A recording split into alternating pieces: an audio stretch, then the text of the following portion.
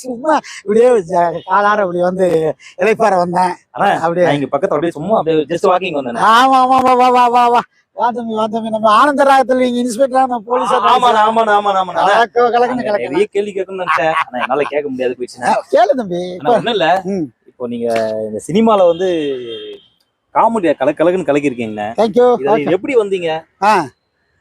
இது சினிமாவோட கஷ்டம் என்ன? இதுல எப்படி எப்படிலாம் நீங்க வந்து இந்த அளவுக்கு வந்து பண்ணிருக்கீங்கன்னா அது சாதாரண விஷயம் இல்லைன்னா எவ்வளவு பேர் சினிமா வாய்ப்பு தேடி வந்துட்டு இருக்காங்க. சரி, அவங்களுக்கு எல்லாம் இதெல்லாம் அமையறது இல்ல.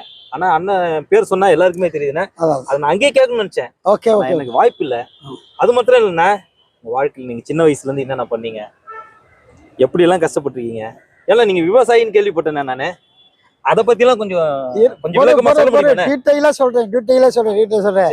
இப்ப நம்ம சொல்லுவாங்கல்ல, சென்னைக்கு வந்து எல்லாருமே நடிக்க வருவாங்க. ஆமாண்ணா ஆமாண்ணா. ஒரு 1000 பேர் நடிக்க வந்தாங்க நினைச்சிட்டு இருப்பான். ஆமாண்ணா. ஒரு 500 பேர் வந்து நடிக்கலாமா யோசிப்பான். ஒரு 300 பேர் அங்கிருந்து ட்ரெயின் ஏறி வருவான். கண்டிப்பா கண்டிப்பாண்ணே. ஒரு 200 பேர் சுத்திக்கிட்டு இருப்பான். அதுல ஒரு 10 பேர் சினிமாக்குள்ள நுழைவான். அதுல 2 1 அந்த வடிவேலு, விவேக், நம்ம கஞ்சா கருப்பு, இந்த ஒரு 4-5 பேர் இருக்காங்கல்ல, அது மாதிரி அதே மாதிரி முத்துக்கள் மாதிரி அது ஸ்டார். ஆமாண்ணே வருவாங்க. அது மாதிரி நான் வந்து நடிக்கிறதுக்கெல்லாம் வரல தம்பி சென்னைக்கு. ஓகேண்ணா.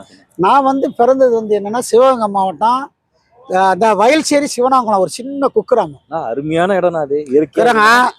நான் அந்த ஊர்ல பாத்தீங்கன்னா கரண்டே கிடையாது.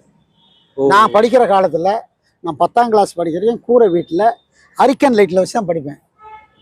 நான் சின்ன வயசுல பாத்தீங்கன்னா நான் எனக்கு படிப்பு மேல ரொம்ப ஆர்வம். அங்க வந்து வயல்சேரியில ஒரு யூனியன் ஸ்கூல்ல படித்தேன்.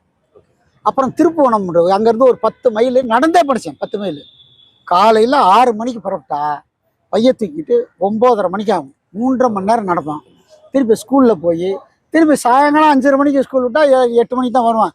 இப்படி கஷ்டப்பட்டு படிச்சுட்டு அப்போலாம் வந்து 11+1, அதாவது 11 கேள்விப்பட்டிருக்கேன். அப்பா கூட சொல்லுவாங்க பியூசி வந்து 11 முடிச்சிட்டு 10+1 11 முடிச்சிட்டு பியூசி நான் BSc physics. Very good. Madurai Thiagaraja காலேஜ்ல படிச்சேன். இல்ல மக்களே இதை கவனிச்சிங்க. அண்ணன் அந்த காலத்திலே வந்து டிகிரி ஹோல்டர்.